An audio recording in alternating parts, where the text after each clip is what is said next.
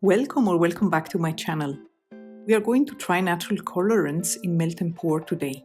For those who follow my channel, you might remember that I made 2 videos to test out some herbs and spices in cold process soap not too long ago.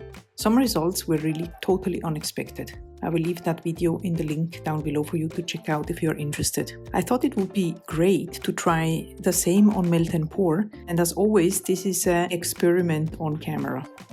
First, I need to prepare the melt and pour base, and I am using a transparent one for this purpose so the color will stay vibrant. I cut it in smaller chunks and melt it down as usually. I personally like to use a double boiler to melt down ingredients, but you could also use a microwave, and if you do so, use short increments of 30 seconds so you don't overheat the ingredients. While our soap melts down, I will show you what colorants we are going to use today. Here are paprika and turmeric, very common spices. Then we have madder root powder, hibiscus powder, that by the way turned out completely different in cold process soap. Beautiful color, don't you think? Spirulina powder and activated charcoal. I'm just going to place these in little dishes for practical reasons.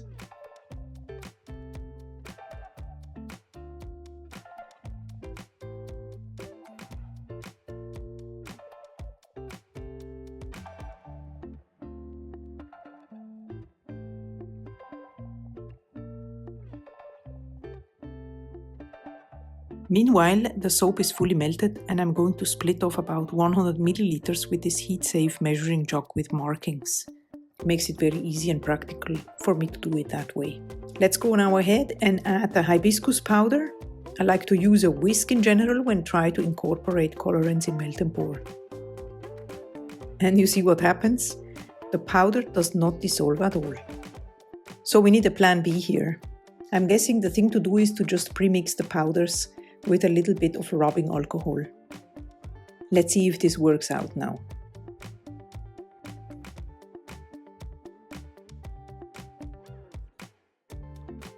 Okay, this looks great. And it does work well. And look what happens with the color. Isn't this incredible? It changed from a beautiful magenta to a beautiful midnight blue. It's incredible.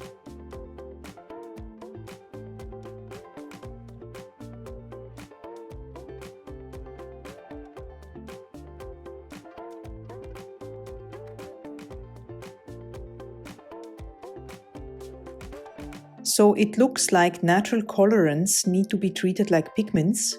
So I'm going to go ahead and mix them all with a little bit of rubbing alcohol before I'm proceeding here.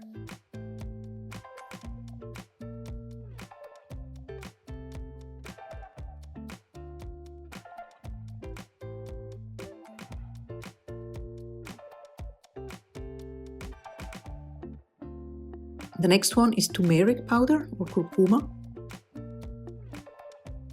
Let's give it a mix with the whisk again and add a fragrance that matches the color here, lemon cake. Funny.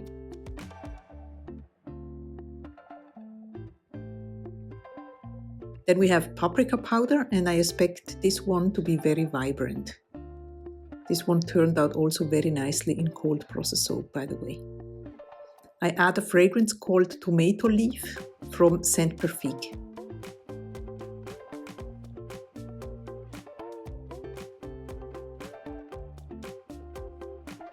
The next one is madder root. It looks a little bit brownish here, like a little bit like cocoa powder. And the funny thing is that in the cold process soap experiment, the color turned to a beautiful pink after saponification.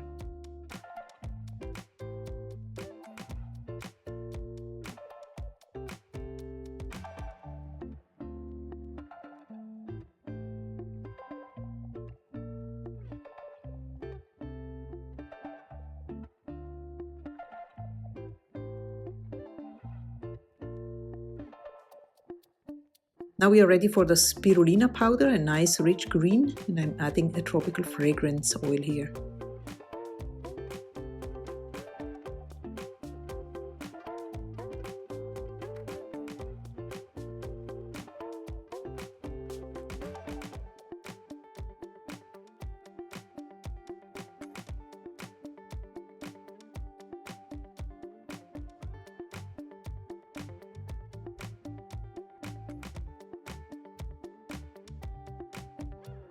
And then last but not least, a common natural colorant that I never tried in Melt and Pour is activated charcoal.